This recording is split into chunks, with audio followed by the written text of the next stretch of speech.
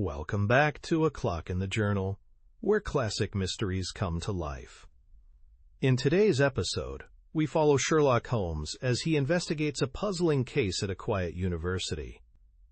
With subtle clues and sharp reasoning, he uncovers the truth behind a tampered exam. Settle in for The Adventure of the Three Students by Arthur Conan Doyle.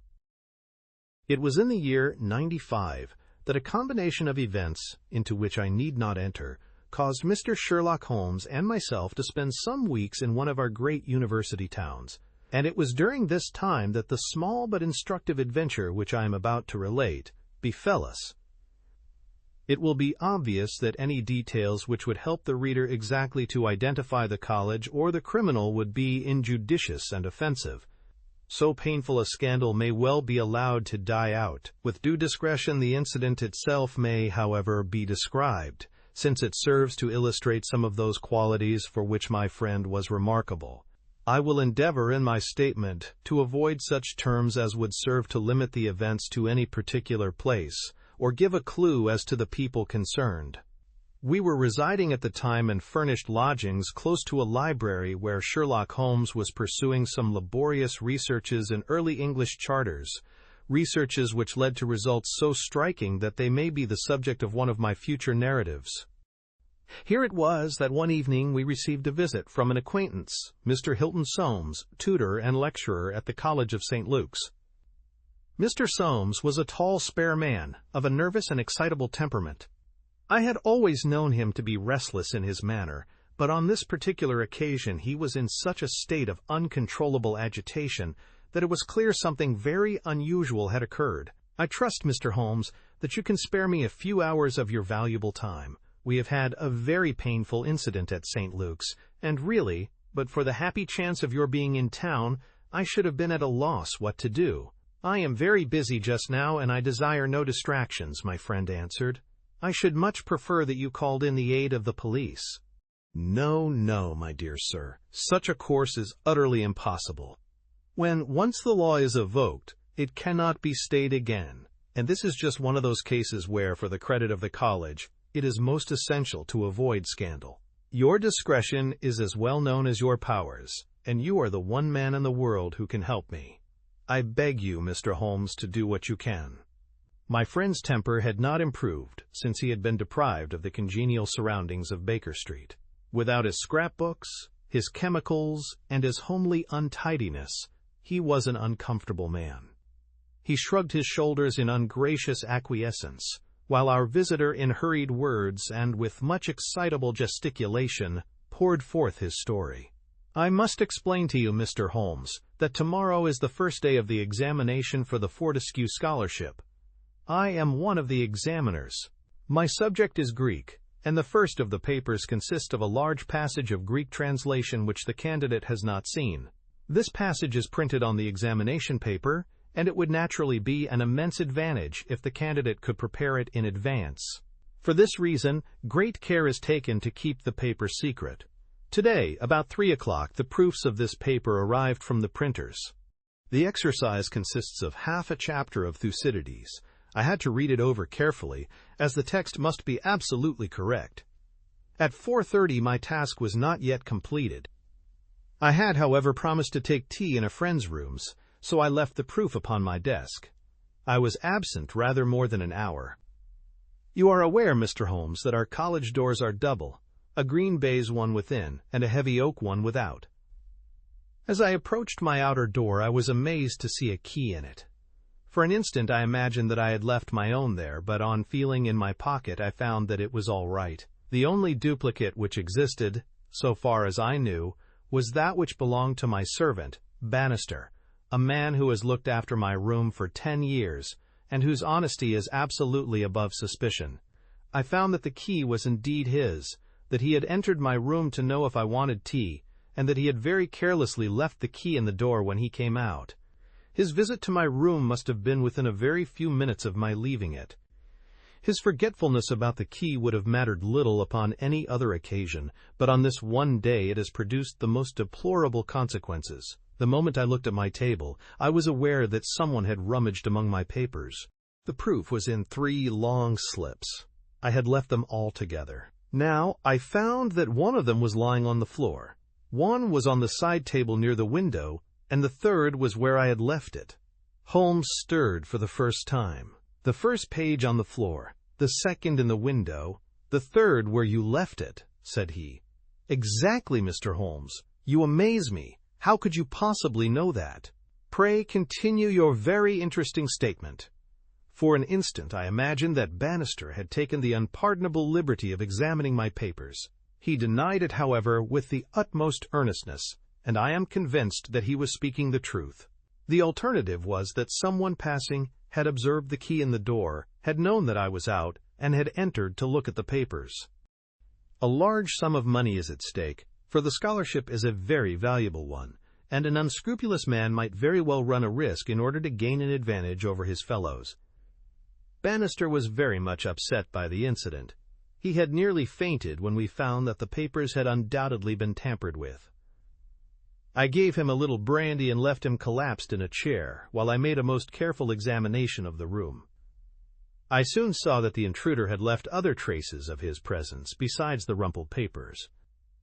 On the table in the window were several shreds from a pencil which had been sharpened. A broken tip of lead was lying there also. Evidently the rascal had copied the paper in a great hurry, had broken his pencil, and had been compelled to put a fresh point to it. Excellent, said Holmes, who was recovering his good humor as his attention became more engrossed by the case. Fortune has been your friend. This was not all. I have a new writing table, with a fine surface of red leather. I am prepared to swear, and so is Bannister, that it was smooth and unstained. Now I found a clean cut in it about 3 inches long, not a mere scratch, but a positive cut. Not only this, but on the table I found a small ball of black dough or clay, with specks of something which looks like sawdust in it. I am convinced that these marks were left by the man who rifled the papers. There were no footmarks, and no other evidence as to his identity. I was at my wit's end, when suddenly the happy thought occurred to me that you were in the town, and I came straight round to put the matter into your hands. Do help me, Mr. Holmes. You see my dilemma. Either I must find the man, or else the examination must be postponed until fresh papers are prepared, and since this cannot be done without explanation, there will ensue a hideous scandal, which will throw a cloud not only on the college, but on the university. Above all things, I desire to settle the matter quietly and discreetly. I shall be happy to look into it and to give you such advice as I can, said Holmes, rising and putting on his overcoat. The case is not entirely devoid of interest. Had anyone visited you in your room after the papers came to you? Yes. Young Dowlat Ross, an Indian student who lives on the same stair, came in to ask me some particulars about the examination. For which he was entered? Yes. And the papers were on your table? To the best of my belief, they were rolled up. But might be recognized as proofs? Possibly. No one else in your room? No. Did anyone know that these proofs would be there? No one save the printer. Did this man Bannister know? No, certainly not. No one knew. Where is Bannister now? He was very ill, poor fellow. I left him collapsed in the chair. I was in such a hurry to come to you. You left your door open? I locked up the papers first. Then it amounts to this, Mr. Soames, that, unless the Indian student recognized the roll as being proofs, the man who tampered with them came upon them accidentally without knowing that they were there. So it seems to me. Holmes gave an enigmatic smile. Well, said he, let us go round. Not one of your cases, Watson. Mental, not physical. All right. Come if you want to. Now, Mr. Soames, at your disposal. The sitting room of our client opened by a long, low, latticed window onto the ancient, lichen-tinted court of the old college. A Gothic arched door led to a worn stone staircase. On the ground floor was the tutor's room. Above were 3 students, one on each story. It was already twilight when we reached the scene of our problem. Holmes halted and looked earnestly at the window.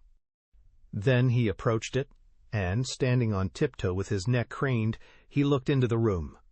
"He must have entered through the door. There is no opening except the one pane," said our learned guide. "Dear me," said Holmes, and he smiled in a singular way as he glanced at our companion. "Well, if there is nothing to be learned here, we had best go inside." The lecturer unlocked the outer door and ushered us into his room. We stood at the entrance while Holmes made an examination of the carpet. "I am afraid there are no signs here," said he. "One could hardly hope for any upon so dry a day. Your servant seems to have quite recovered. You left him in a chair, you say. Which chair?" "By the window there." "I see, near this little table. You can come in now. I have finished with the carpet. Let us take the little table first. Of course, what has happened is very clear." The man entered and took the papers, sheet by sheet, from the central table. He carried them over to the window table, because from there he could see if you came across the courtyard, and so could effect an escape. "As a matter of fact, he could not," said Soames, "for I entered by the side door." "Ah, that's good. Well, anyhow, that was in his mind. Let me see the 3 strips. No finger impressions." "No. Well, he carried over this one first, and he copied it. How long would it take him to do that, using every possible contraction?" "A quarter of an hour, not less." Then he tossed it down and seized the next. He was in the midst of that when your return caused him to make a very hurried retreat. Very hurried, since he had not time to replace the papers which would tell you that he had been there. You were not aware of any hurrying feet on the stair as you entered the outer door?"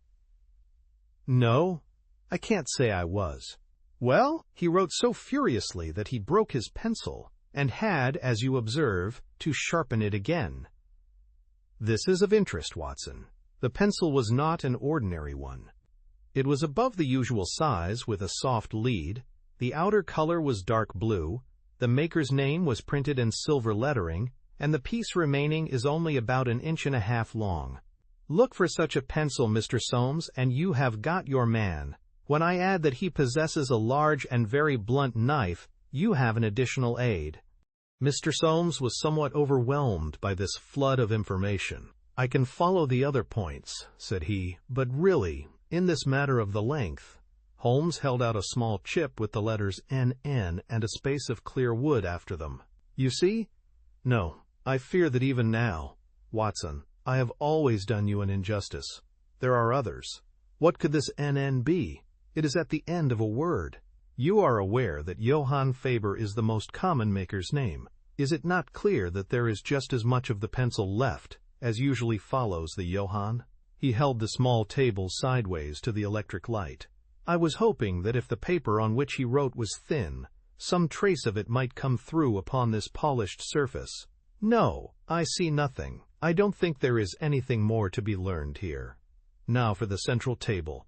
This small pellet is, I presume, the black doughy mass you spoke of, roughly pyramidal in shape, and hollowed out, I perceive.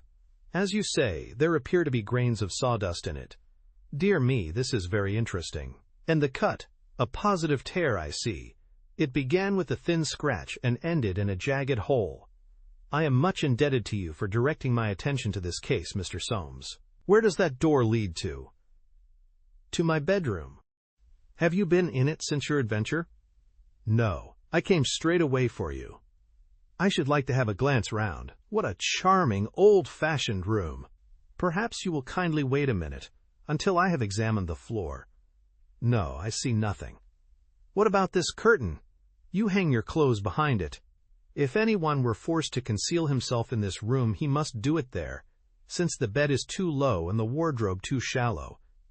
No one there, I suppose?" As Holmes drew the curtain, I was aware, from some little rigidity and alertness of his attitude, that he was prepared for an emergency. As a matter of fact, the drawn curtain disclosed nothing but 3 or 4 suits of clothes hanging from a line of pegs. Holmes turned away and stooped suddenly to the floor. "Halloa, what's this?" said he. It was a small pyramid of black, putty-like stuff, exactly like the one upon the table of the study. Holmes held it out on his open palm in the glare of the electric light. Your visitor seems to have left traces in your bedroom as well as in your sitting room, Mr. Soames. What could he have wanted there? I think it is clear enough. You came back by an unexpected way, and so he had no warning until you were at the very door. What could he do? He caught up everything which would betray him, and he rushed into your bedroom to conceal himself. Good gracious, Mr. Holmes, do you mean to tell me that all the time I was talking to Bannister in this room, we had the man prisoner if we had only known it? So I read it. Surely there's another alternative, Mr. Holmes. I don't know whether you observed my bedroom window. Lattice-paned, lead framework, 3 separate windows, one swinging on hinge, and large enough to admit a man. Exactly, and it looks out on an angle of the courtyard so as to be partly invisible. The man might have effected his entrance there, left traces as he passed through the bedroom, and finally, finding the door open, have escaped that way. Holmes shook his head impatiently. Let us be practical, said he. I understand you to say that there are 3 students who use this stair and are in the habit of passing your door?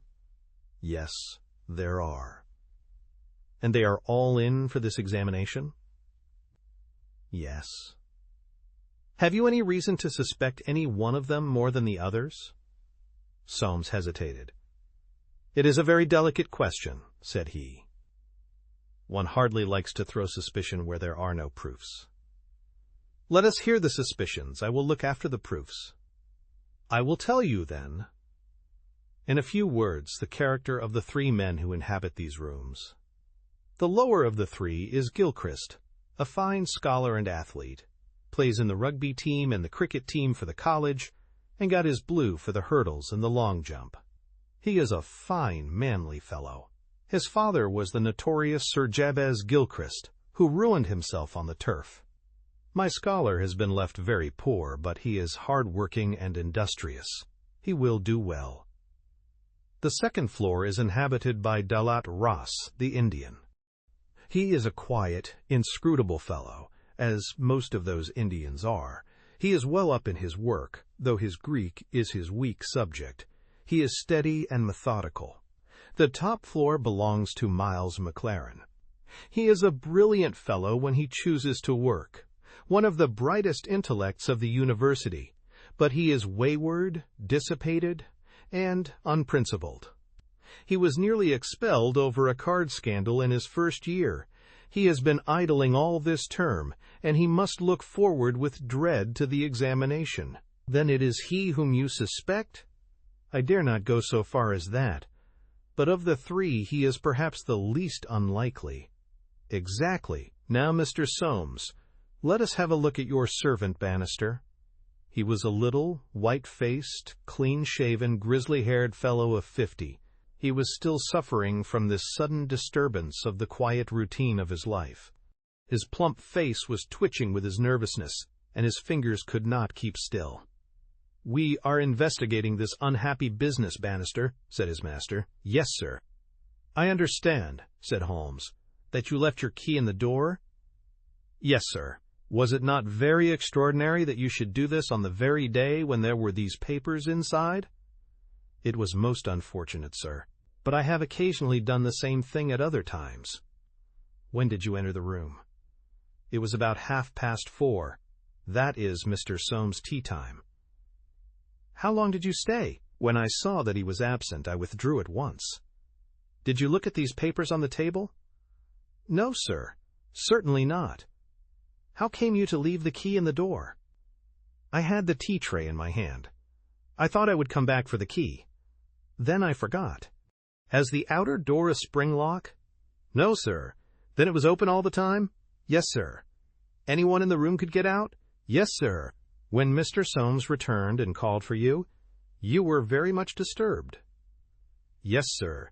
Such a thing has never happened during the many years that I have been here. I nearly fainted, sir. So I understand.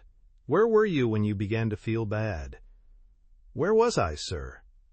Why, here, near the door. That is singular, because you sat down in that chair over yonder near the corner.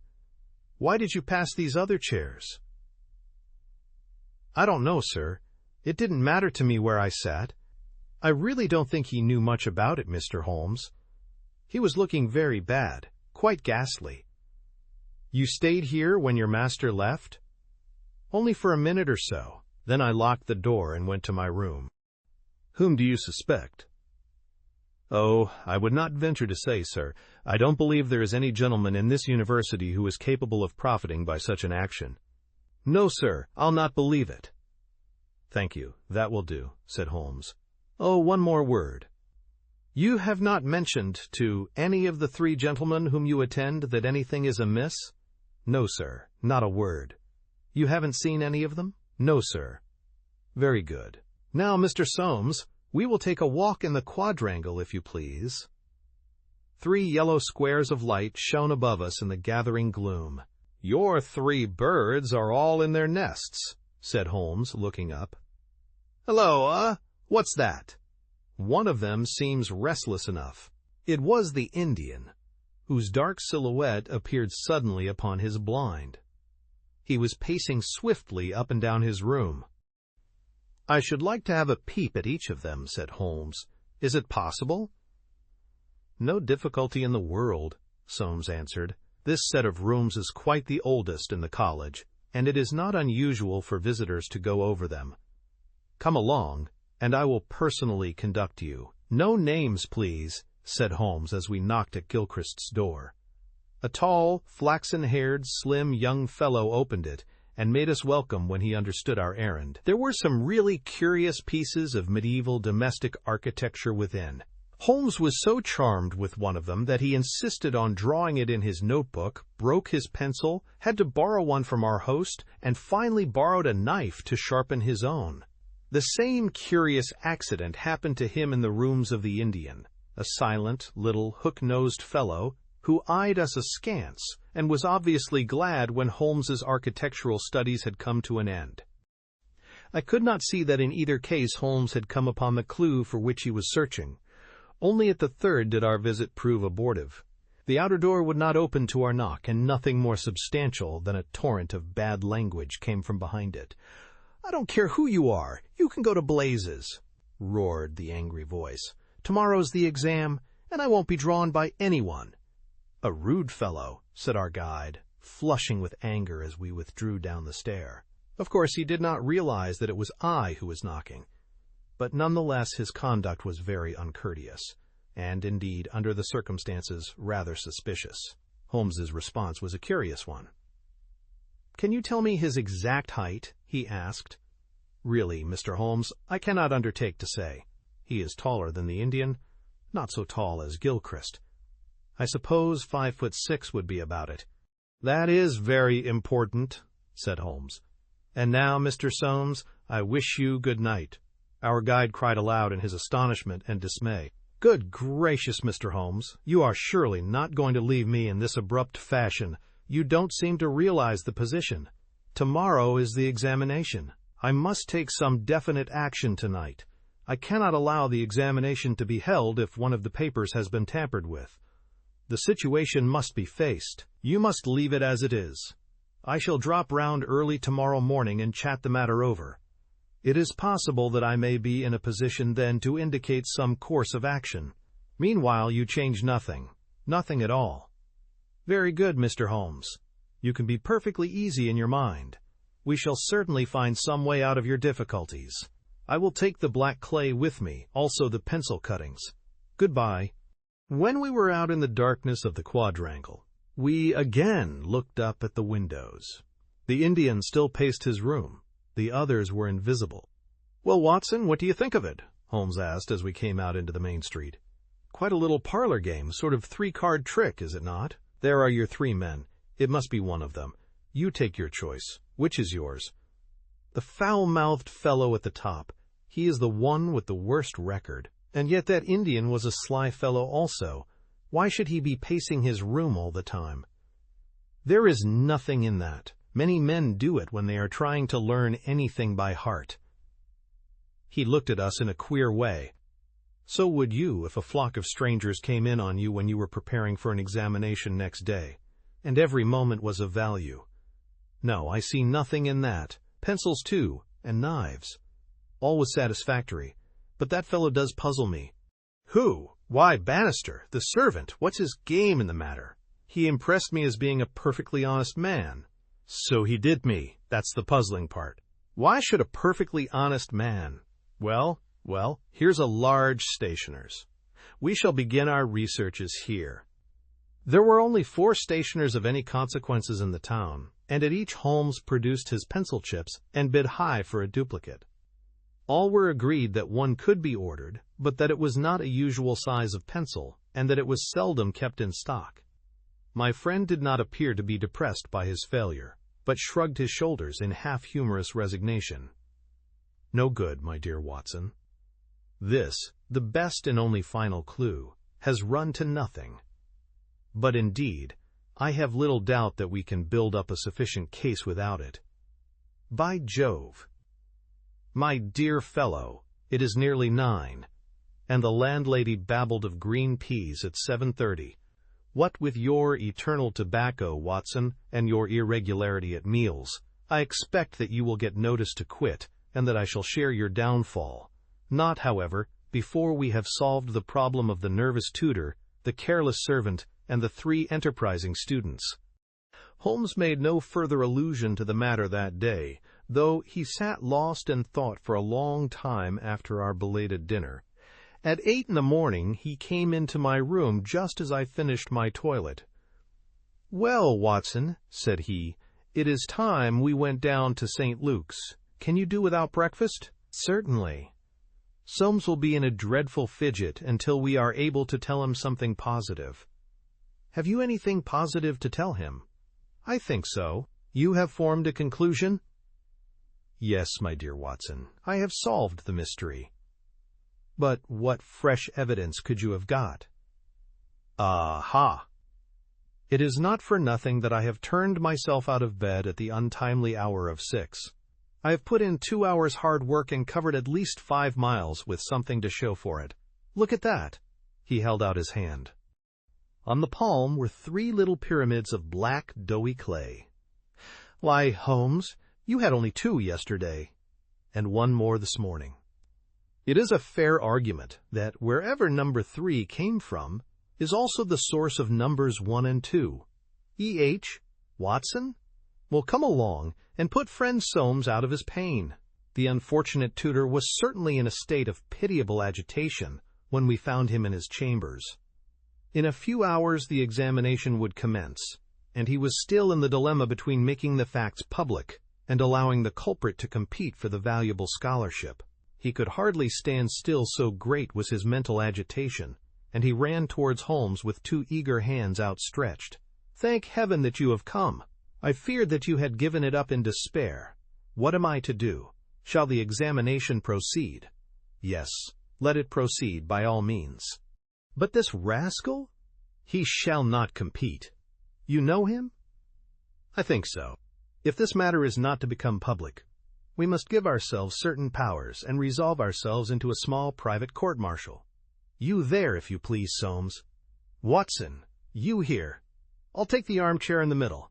I think that we are now sufficiently imposing to strike terror into a guilty breast. Kindly ring the bell." Bannister entered, and shrank back in evident surprise and fear at our judicial appearance. "You will kindly close the door," said Holmes. "Now, Bannister, will you please tell us the truth about yesterday's incident?" The man turned white to the roots of his hair. "I have told you everything, sir." "Nothing to add?" "Nothing at all, sir." "Well, then, I must make some suggestions to you. When you sat down on that chair yesterday, did you do so in order to conceal some object which would have shown who had been in the room?" Bannister's face was ghastly. "No, sir, certainly not." "It is only a suggestion," said Holmes suavely. "I frankly admit that I am unable to prove it, but it seems probable enough, since the moment that Mr. Soames's back was turned, you released the man who was hiding in that bedroom." Bannister licked his dry lips. "There was no man, sir." "Ah, that's a pity, Bannister. Up to now you may have spoken the truth, but now I know that you have lied." The man's face set in sullen defiance. "There was no man, sir." Come, Bannister." "No, sir. There was no one. In that case, you can give us no further information. Would you please remain in the room? Stand over there near the bedroom door. Now, Soames, I am going to ask you to have the great kindness to go up to the room of young Gilchrist, and to ask him to step down into yours." An instant later the tutor returned, bringing with him the student. He was a fine figure of a man, tall, lithe, and agile, with a springy step and a pleasant, open face. His troubled blue eyes glanced at each of us, and finally rested with an expression of blank dismay upon Bannister in the farther corner. "Just close the door," said Holmes. "Now, Mr. Gilchrist, we are all quite alone here, and no one need ever know one word of what passes between us. We can be perfectly frank with each other. We want to know, Mr. Gilchrist, how you, an honorable man, ever came to commit such an action as that of yesterday."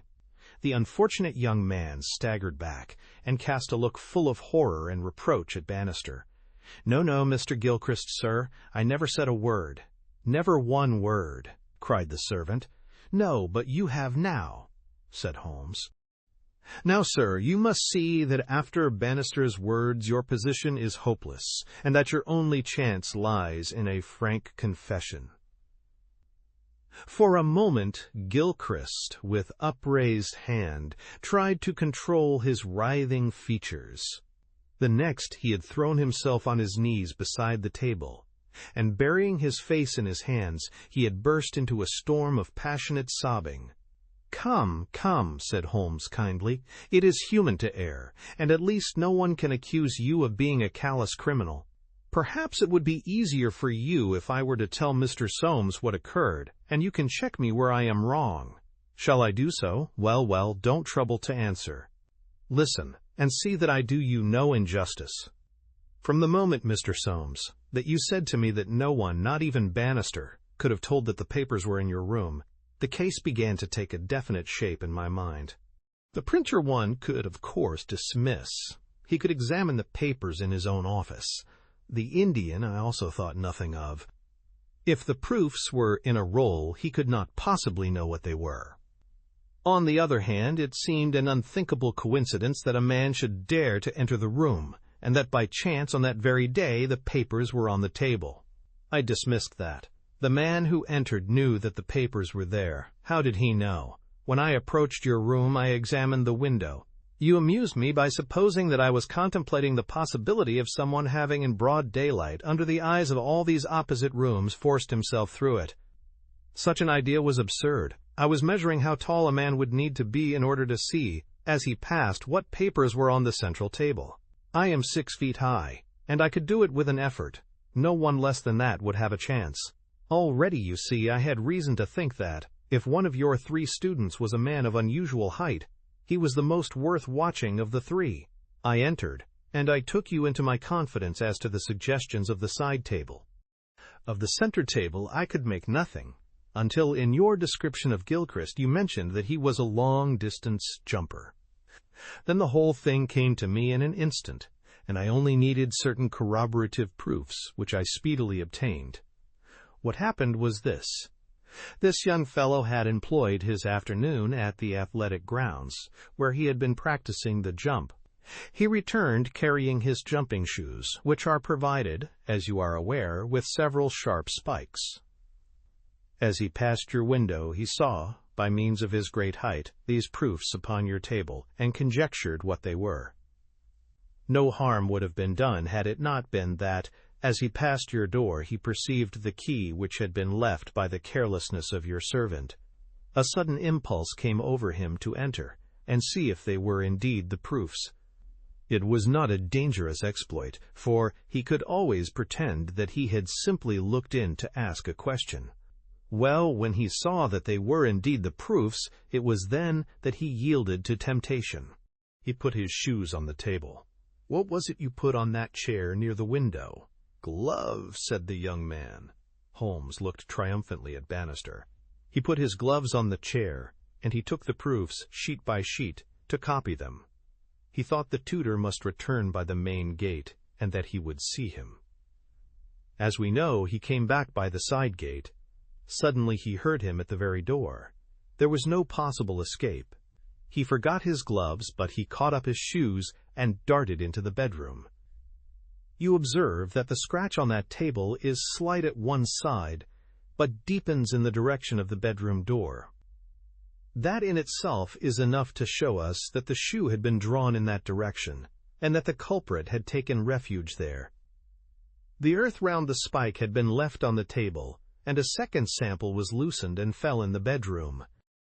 I may add that I walked out to the athletic grounds this morning, saw that tenacious black clay is used in the jumping pit, and carried away a specimen of it, together with some of the fine tan or sawdust which is strewn over it to prevent the athlete from slipping.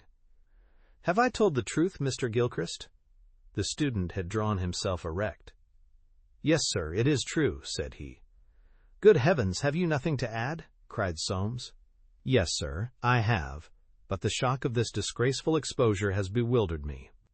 I have a letter here, Mr. Soames, which I wrote to you early this morning in the middle of a restless night. It was before I knew that my sin had found me out. Here it is, sir. You will see that I have said, I have determined not to go in for the examination. I have been offered a commission in the Rhodesian police, and I am going out to South Africa at once.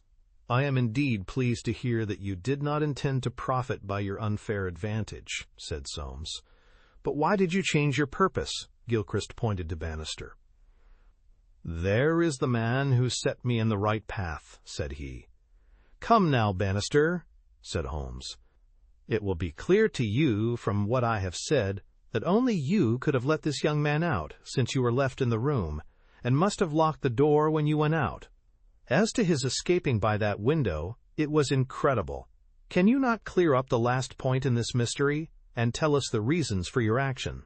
It was simple enough, sir, if you only had known, but with all your cleverness, it was impossible that you could know.